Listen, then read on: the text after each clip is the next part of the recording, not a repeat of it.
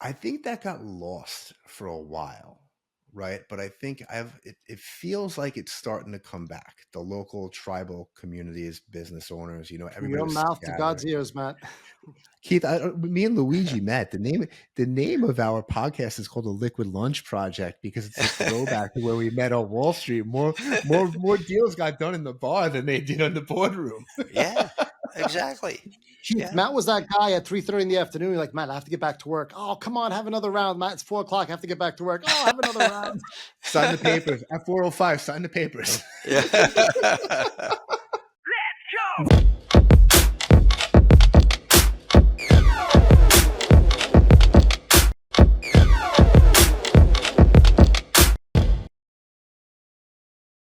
Hey, what's up, everybody? Welcome back to another episode of the Liquid Lunch Project. I am Matthew R. Meehan alongside my partner, the professor, Luigi Rosabianca. What's on tap today, Lou? Matthew, whether we like it or not, as business owners and entrepreneurs, there's one tool we cannot do without, and that's banking. Now, I think banking is at an interesting crossroads because while banks are getting bigger and bigger and losing that personal relationship with the ultimate business owner, every once in a while comes along a special bank and says, you know what, we can do business the old-fashioned way and nurture community relationships. Today on the podcast, we have Keith Costello, founder and CEO of Locality Bank. Keith, welcome to the podcast, and tell us, what was the genesis of bringing Locality with this very novel banking approach? Well, first of all, thanks, Matt and Lou, for inviting me on today. Really excited to be here.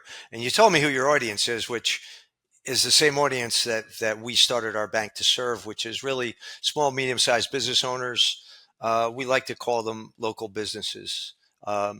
So how would you like to get started? Why did you give birth to Locality? So I had I've had a couple other banks and that we started. One we started, sold. Another one that we had, and I was the CEO of and sold it. And what we found was that was the best. The community bank was the best way to serve the local community and be in touch with and offer those kind of services. But what we found in the last bank, we sold it in 2018, and I had a non-compete. And then I was talking to some of the people that had worked with me there, and we were like, how can we create another bank that will be like a new community bank, a new style community bank, not the old style community bank, which is kind of stodgy and old fashioned, but something that will resonate with a younger audience, with people who are younger entrepreneurs who are starting businesses, because that's where the business is going. And so we looked at it and we said, well, we've got to have great technology.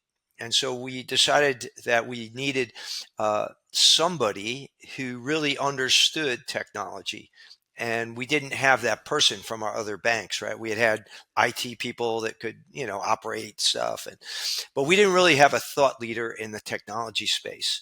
So I went out on LinkedIn. I'm sitting around, I have a 2-year non-compete, so I don't have anything else. I don't have any hobbies except business, so I do CrossFit, but I'm like so old that I can only last for about an hour. But anyway, so I start on LinkedIn talking to all these different people, in technology. And finally, I get this one guy, Corey LeBlanc, who's actually really engaging with me in conversation. I'm thinking this guy might be, he might be crazy enough to jump in with us in this startup. And sure enough, after talking with him, this guy has had 2 jobs in his whole life. He worked in the Air Force and he worked at a bank called Origin Bank, which is a publicly traded bank, large, multi-billion-dollar publicly traded bank. And he's got a great job. He's making great money, but he likes this idea of being able to build something new and special.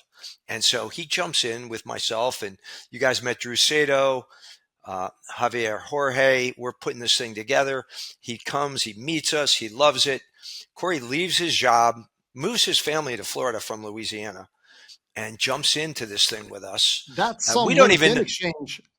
Oh, we didn't even know if we had the money raised yet, and he jumped in and he was. I was like, Corey, we got to raise the money now. So we did a stock offering here in Fort Lauderdale, with a lot of the business people jumped in and supported us. So we ended up raising just under $40 million to get the bank open. It was no funds, no private equity. It was all people. It was all business owners that The said, community. "Hey." Yeah, our community came together and they said, "Hey, we want a community bank in Fort Lauderdale," because there were none really. Well, I shouldn't say none. There were hardly any left. There used to be, you know, 12 banks in Fort Lauderdale. Now there's, like two or three.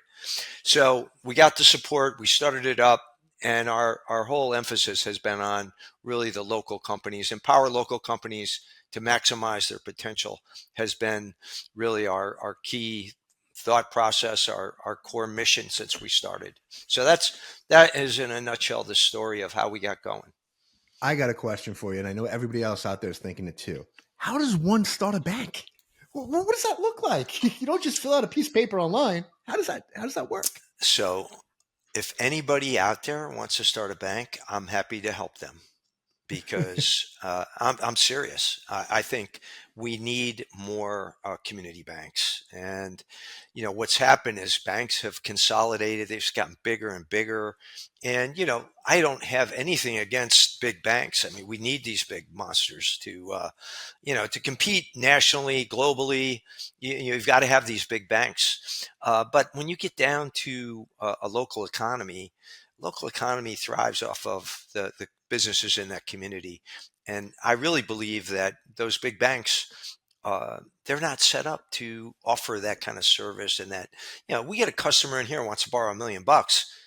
We roll out the red carpet. It's like, that's a special person.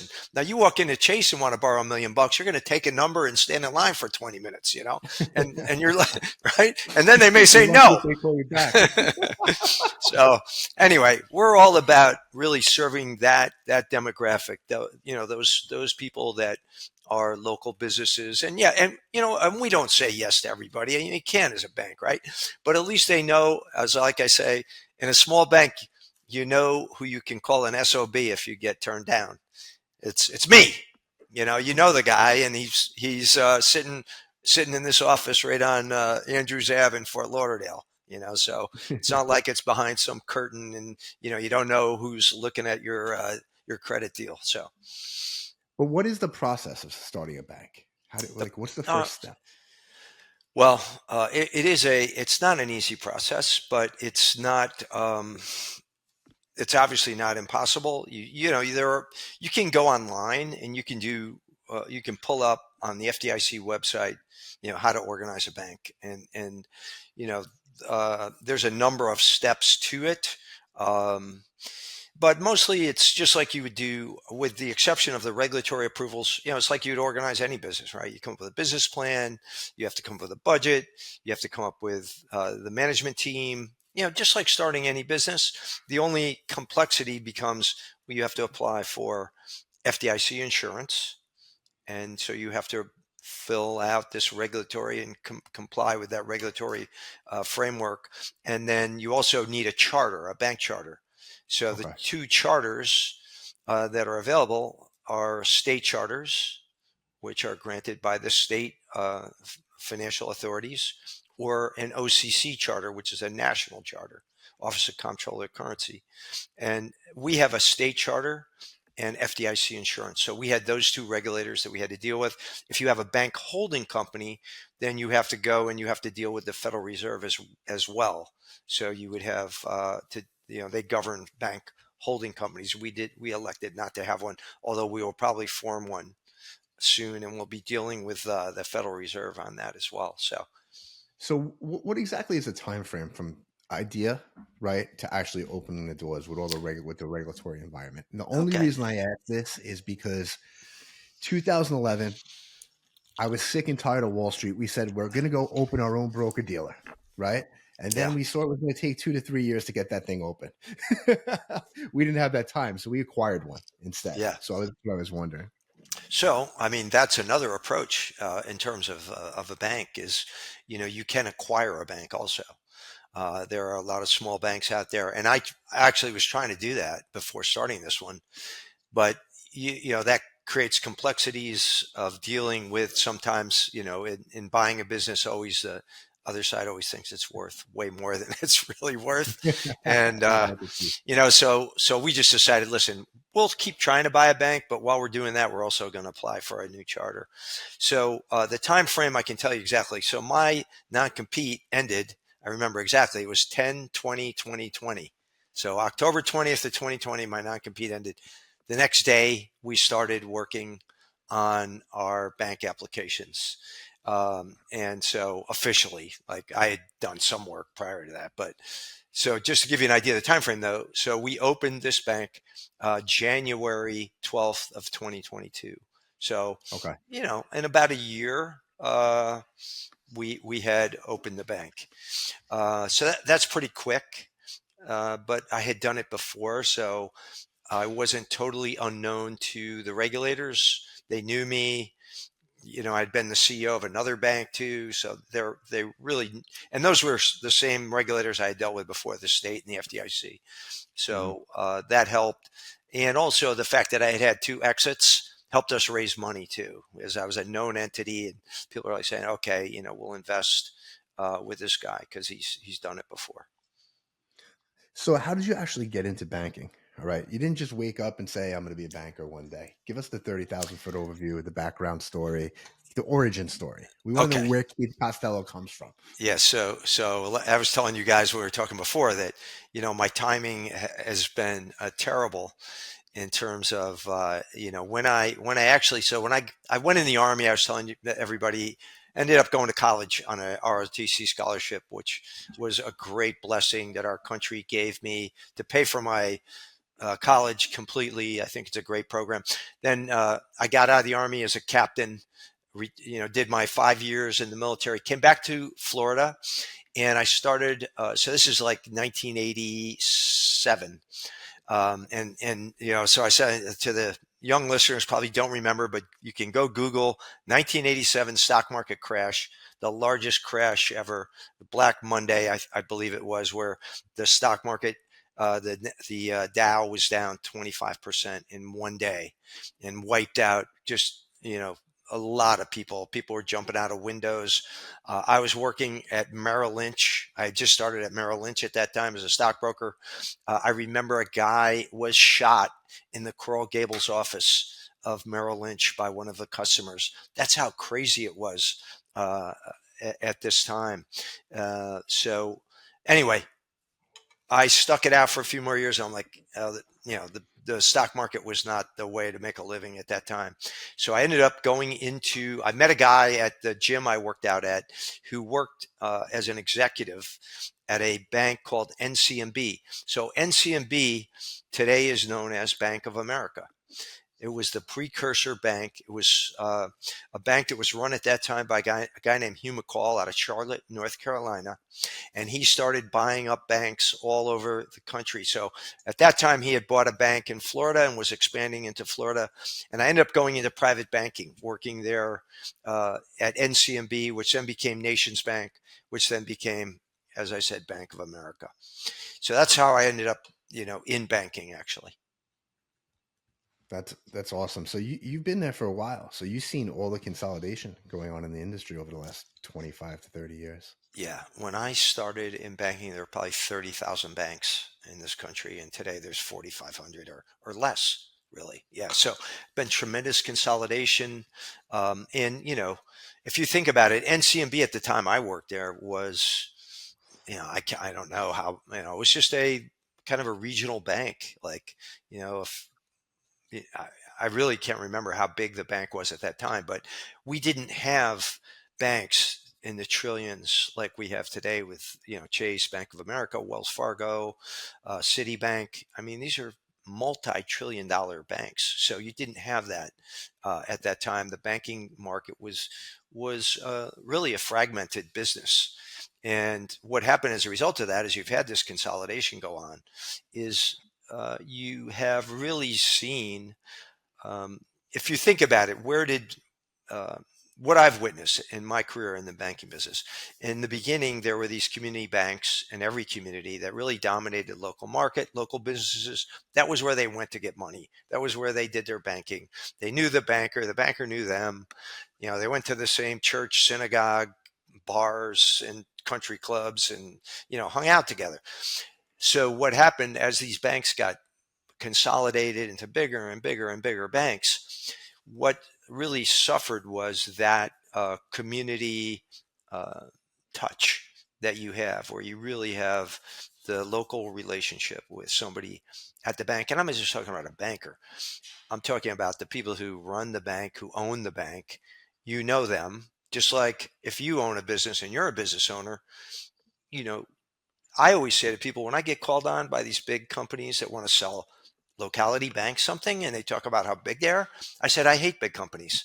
I said, unless I absolutely need them, I don't want to deal with a big company because I want to deal with a business owner. I like dealing with local companies where if something goes wrong, which hopefully it doesn't, I can call them. Or you know what, I can call the guy and say, hey, you know what, your cleaning crew's doing such a great job. Thank you so much. And why don't you move your banking business to us? So that's why I like working with smaller companies. No, Keith, I would imagine that managing a community bank and also respecting the regulatory regimes, that's got to be a full plate for you. Kind of walk us through what the difference are between you managing a community bank versus a federally chartered bank. So there are federally chartered banks that are actually community banks too. I mean, you can choose which charter you want. We can still do business actually across the country, and occasionally we will do something if it makes sense. The strict community parameters that we used to have about having to deal with people that are right in your local geographic community don't really constrain us anymore. So I think now it's more about a mindset of can we build a bank relationship, and is this somebody that wants to deal with a bank where you can deal with the owners of the bank and you can deal with people who make decisions. But there are both nationally chartered community banks and state chartered community banks. And Keith, in keeping with your community vibe, you're also president of the Florida Bankers Association. What does that bring to the table when dealing with locality um, affairs? Yeah, so I'm actually chairman of the board of the Okay. Bankers Association, which is a position that you get elected to for 1 year. The president and CEO is a woman named Kathy Kraninger, that's a full-time professional job, and she does an outstanding job. She used to run the CFPB. And was appointed by Trump in his first term to run that organization. So we have a really very good president and CEO at the Florida Bankers Association. But for me, that was an honor to really be elected by my peers to be the chairman of the board of that association because it's been so impactful for me. I really believe, and there are banks of all sizes in there. It's not just community banks. We have Bank of America, Chase, they're all members. And I've gotten to know these bankers across all sizes. And that's why I say I have nothing against the big banks. I actually am quite fond of the bankers that I've gotten to know from the large banks on the FBA board. They're all really genuinely interested in helping people, helping businesses. And I think that's true for all the bankers that I've met who've really been uh, who are at the top of their game in banking. You really have to have that kind of mentality that you want to help people and you want to help businesses.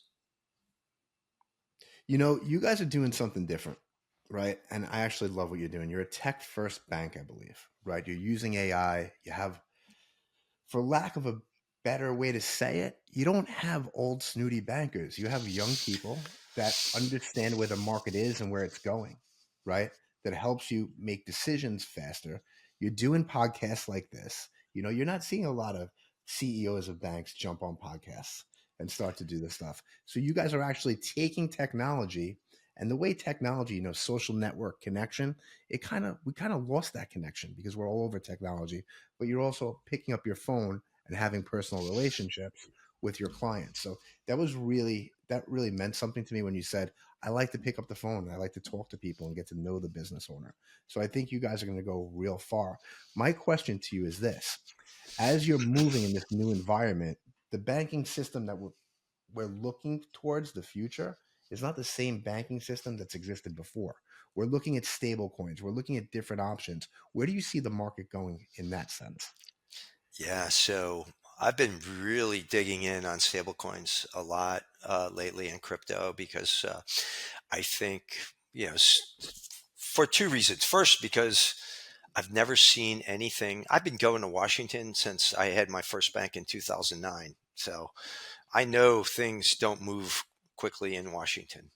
And I've never seen any bill, and I've heard this from people who are much more knowledgeable about Washington than I am, something move through Congress, both houses of Congress, that quickly. And they can't even keep the government open, but they can pass a Genius Act, right? I mean, it's incredible. So I'm like, so when I saw this thing moving through and I realized this is going to get passed, and I was like, I better learn what the hell a stablecoin is. So Because at that, can yeah, you break it down for the audience what a stable coin is and how you see it playing a role in the future? sure. So I think, a stablecoin is really just a digital currency that is linked to the dollar one to one. So we all have heard of Bitcoin. So Bitcoin's a digital currency or cryptocurrency, people call it. But Bitcoin just is whatever people pay for it. So the price of Bitcoin has fluctuated up and down, and it's all over the place, very volatile. The beauty of stablecoins are that they're backed 100% either by U.S. Treasuries or dollars in an account, and that's a requirement. And so this legislation really puts some nice rails and some regulatory guidance so that people can feel comfortable that this is going to be backed by. Uh, it's going to be pegged to the dollar. So what does this do for people? So the first kind of use case is if you want to send, there's no problem. If I wanted to send you money right now, I could do it on Venmo or Zelle, right? You'd be fine. It'd be there Correct. quick enough and it wouldn't cost anything, right? So that's not a problem that needs to be solved. But if I were doing business in, let's say, China, and I had to send $10 million to some company to pay for my goods in China, I'd have to wire the money, or it would be in the Swift, and it would take days, and it's going to take money, and it's going to cost a lot.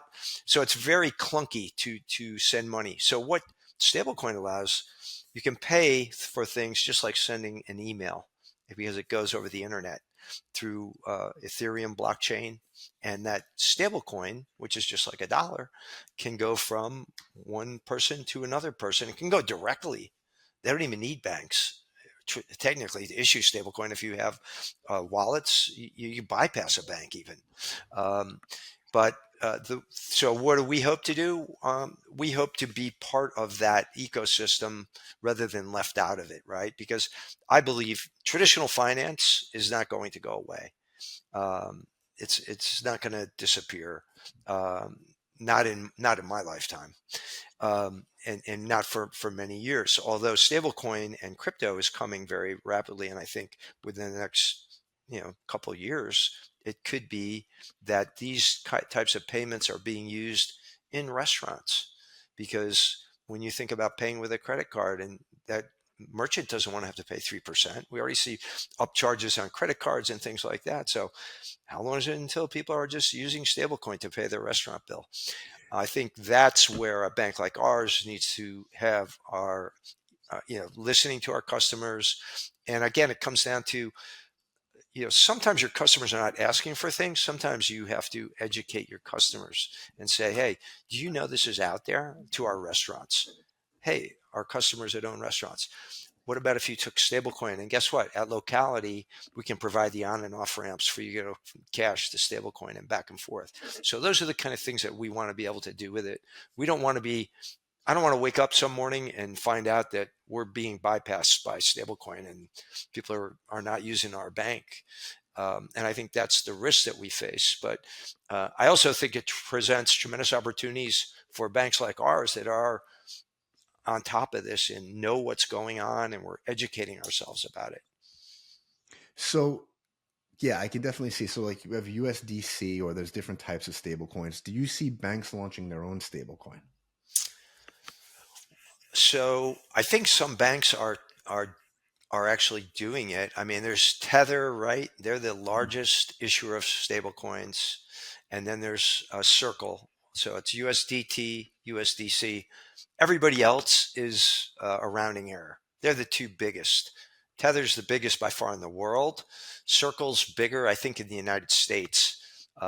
Tether really has built their business around using stablecoin in countries where their currency is debased, like African countries where their currencies are debased by high inflation, right?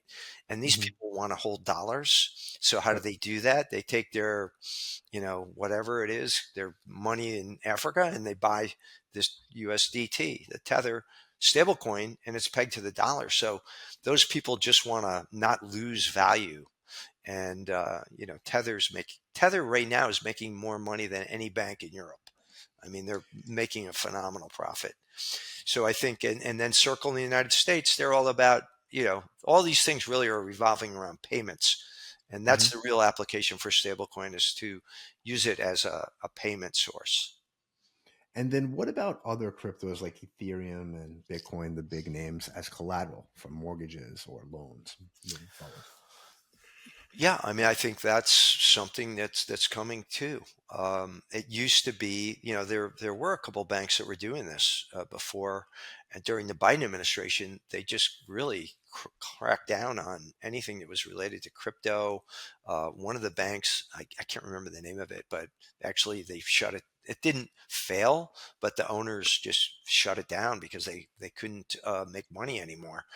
But now that all of these things have been opened up, I think there are opportunities for doing all those things. So this isn't the same old rodeo for you. Let's start a bank and sell it, start a bank and sell it. There's all these new things on the horizon. So you must be learning every single day. Yeah, no, that's so true, and that's really the fun part about it, right? Is Yeah. running a same old bank is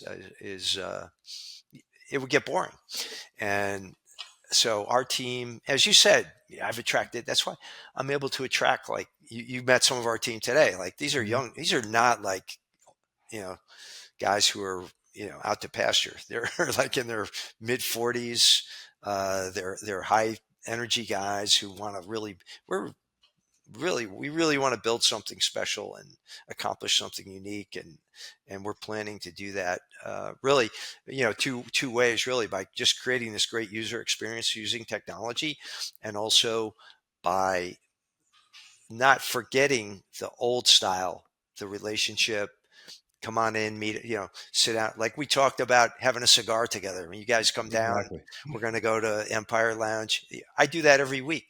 Every Wednesday, we get a bunch of business owners. We sit around, we have cigars, and we talk about business. And, those things you can't replicate with technology. And never will be able to, really.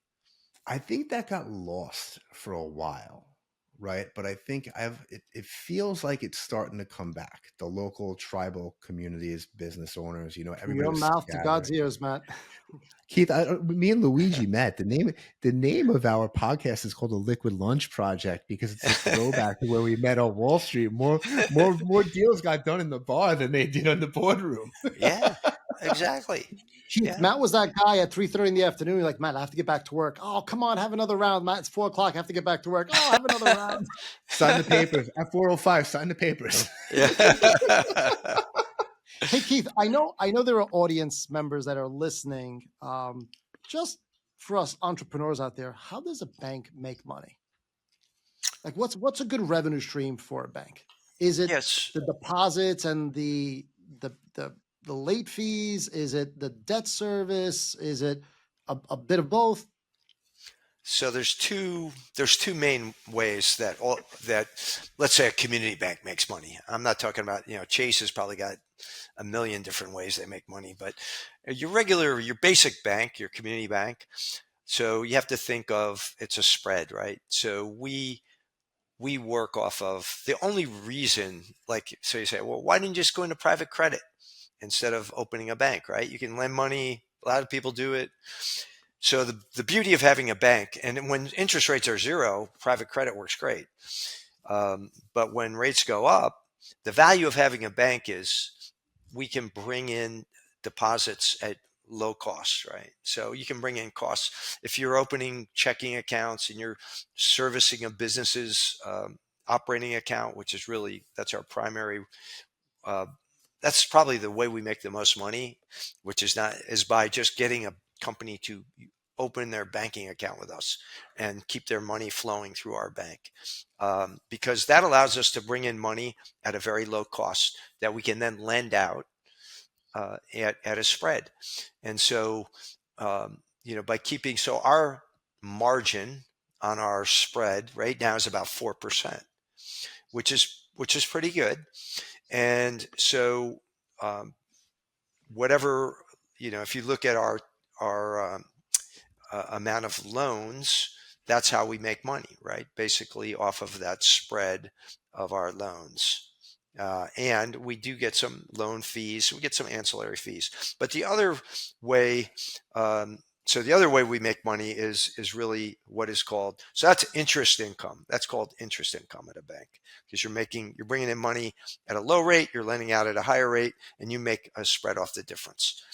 The other way we make money is called non-interest income.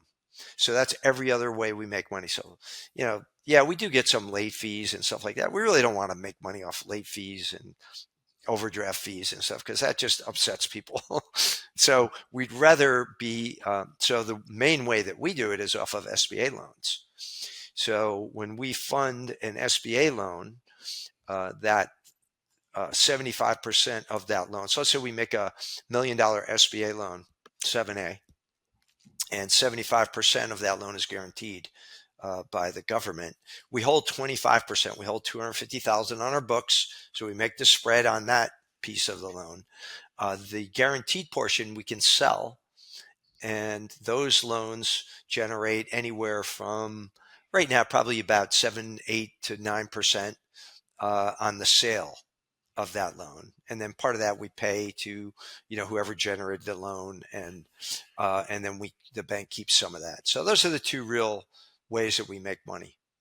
So who are you selling that loan to? I know everybody says Wall Street, but are there groups of funds, pension plans that go out and they'll buy the guaranteed government portion of the loan? Yeah, some banks buy them.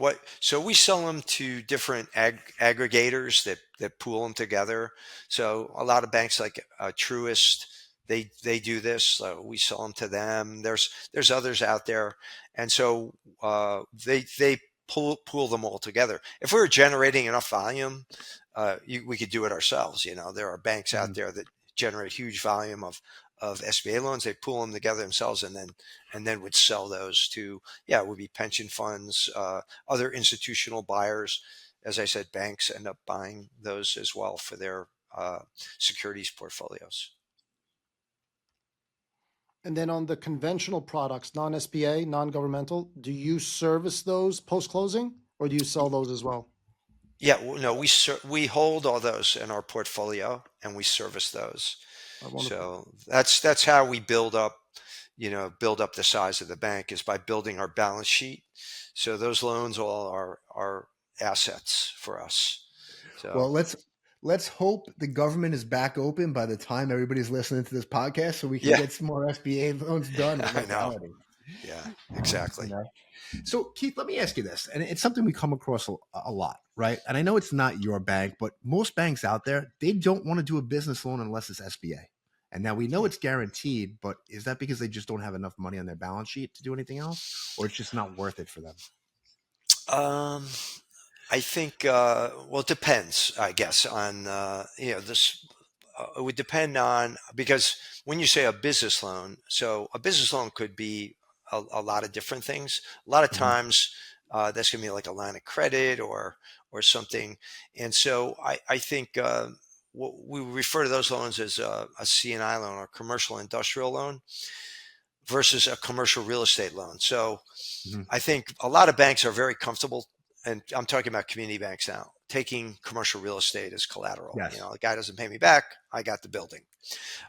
When you get into lending to businesses, and now you're talking about receivables, inventory, these types of things, it gets a little more complicated in terms of how you're going to be repaid, and if something happens to the business, how you're going to really get your money back. And so a lot of times, it's some banks just don't have that expertise.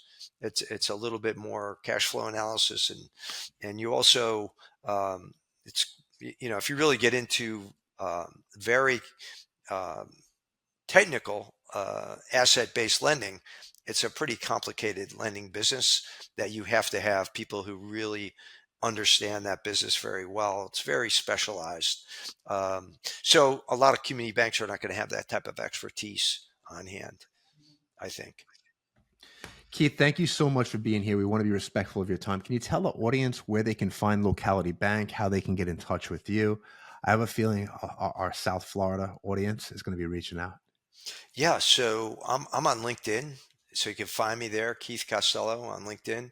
Our website is localitybank.com. I'm Keith at localitybank.com. So just reach out to me. Yeah, there we go. There's the site. There's some of our customers on there. There's our video that we made when we first started, our founders video. Listen, really Listen, appreciate you guys having me on today. I love this. Keep scrolling down, and what you'll see is it doesn't look like a bank. They are These are really real doing things customers, by the way. differently. These are not actors. These are people that are real customers of ours. Like if you look at their resources section, if you could find that, that's This is great. great. Thank you, Just guys. the way they have their website set up. I love what you guys are doing. Thank you so much for being here. Before I let you run, I do have one last question for you. What is your favorite cigar? Well, my favorite cigar is a Monte Cristo A from Cuban. Not always easy to get your hands on. Mhm. But my go-to cigar is the Padron 7000, which when you guys come down and join me at Empire Social here in Fort Lauderdale, we always have a box of Padron 7000s. And also I want you guys to come down and do our podcast too. Come down, we'll go to Empire, we'll do the Absolutely. podcast, and yeah, it'll be great. A great day. And Yeah, for no, it'll be amazing. 4:30, Lou will be saying, Matt, we got to get back to work. And Well, wait, you still keep the traditional bankers hours.